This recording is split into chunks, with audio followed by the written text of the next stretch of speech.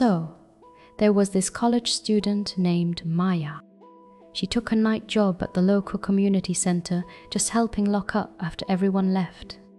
It was a quiet gig, mostly empty by the time her shift started. Except for the library wing, there was always one guy, Mr. Abernathy, who stayed until the absolute last minute, hunched over some old book. He wasn't loud or anything, just always there. Every night, Maya would make her rounds, checking rooms, turning off lights. She'd always find Mr. Abernathy still at his table. He'd slowly pack up his things, watching her with these unsettlingly still eyes as she locked the library door.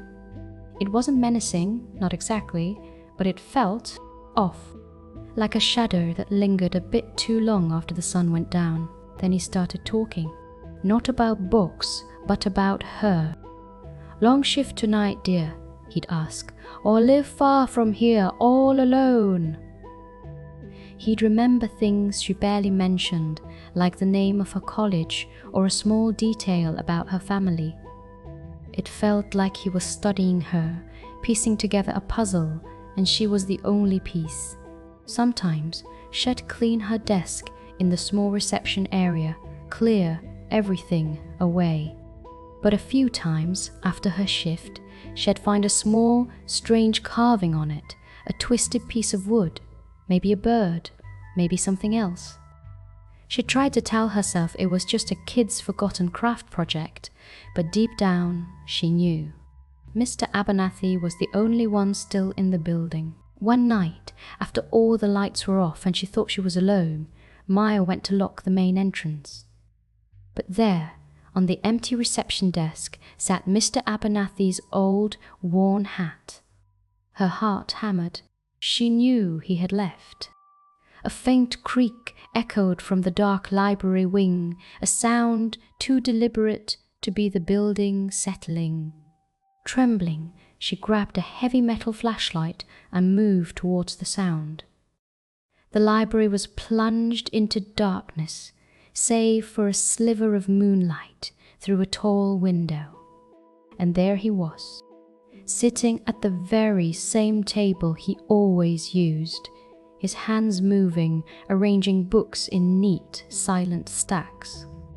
He slowly looked up, a faint, knowing smile playing on his lips.